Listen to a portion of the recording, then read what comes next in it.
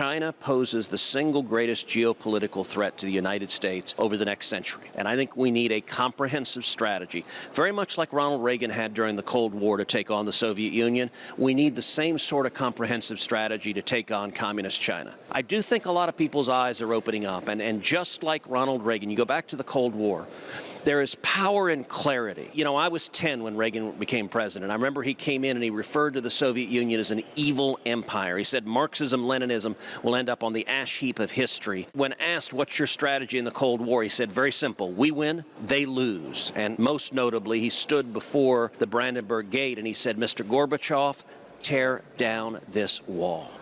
Ronald Reagan and America won the Cold War without firing a shot. We need that same clear resolve, and an important part of it is calling out their horrific atrocities and human rights abuses, and the fact that you have a government of a nation that purports to be a civilized nation, that is a permanent member of the Security Council of the United Nations, that is involved in every international organization.